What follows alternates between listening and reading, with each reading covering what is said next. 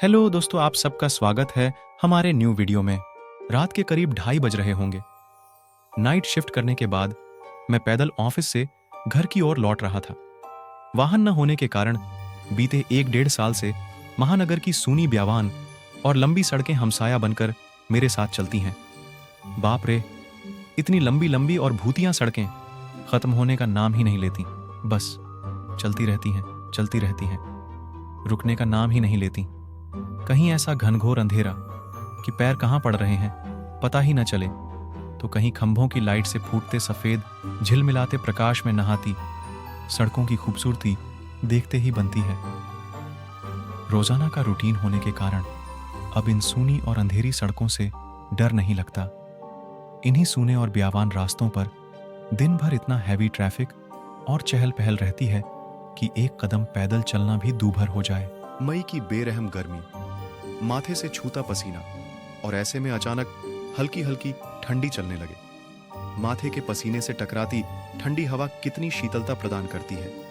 ऐसे में कौन बेवकूफ होगा जिसका मन गुनगुनाने को नहीं करेगा। गुनगुनाते हुआ मैं आगे बढ़ ही रहा था कि अचानक आंखें एक जगह पर जाकर ठिठक गईं। सड़क किनारे एक सभ्य सी अधेड़ महिला खड़ी दिखाई दी। करीब 100-125 फीट की दूरी रही होगी। कंधे पर छोटा सा बैग लटका था, वहीं पैरों के पास भी एक ब्रीफकेस जमीन पर रखा दिखाई दिया। सफेद प्रिंट वाली साड़ी से जिस करीने से उसने अपना सिर ढक रखा था, उससे तो वो किसी भले घर की ही गृहिणी ही लग रही थी।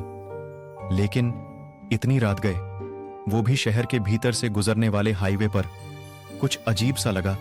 हो सकता है मायके या ससुराल वालों ने बस में बिठा दिया हो और किसी कारण बस लेट होने पर महिला को देर रात यहां उतरना पड़ा हो। शायद उसका घर यहीं कहीं आसपास ही होगा, या फिर शायद सवारी ओनाटो या रिक्शे का इंतजार कर रही हो। लेकिन इतनी रात गए रिक्शा कहां मिलेगा? शायद घर का कोई परिजन गाड़ी लेकर आ रहा होगा। शायद शायद शायद सोचते हुए मैं उसके बहुत करीब आ गया। नजरों से नजरें टकराई, मगर वो जरा भी नहीं झेपी। मेरी आंखों में बराबर देखती रही।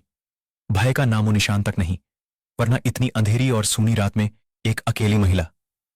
कम से कम मुझ जैसे मवाली सरीखे इंसान को देखकर तो डर ही जाए। लेकिन वो तो लगातार घूरती रही, चेहरे पर न कोई हाव न कोई भाव। हां, होठों पर मुस्कान बराबर जमी रही। मैं ही झेंप गया।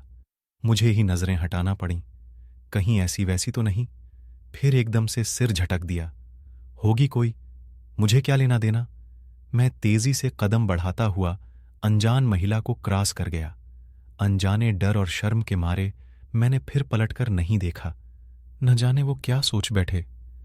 चलते चलते मैं दूसरी सड़क पर आ पहुंचा। अब वो सड़क और महिला पूरी तरह से ओझल हो चुकी थी। कहीं कोई भूत वूत तो नहीं। भला लगने वाला रास्ता अब भयभीत करने लगा था। मैं जल्द जल्द अपने घर पहुंच जाना चाहता था। इसी तारतम्य में चाल में गजब की तेजी आ गई और बड़े बड़े डग भरने लगा। करीब 1.25 किमी ही चला था कि अचानक मुंह से चीख से निकल गई।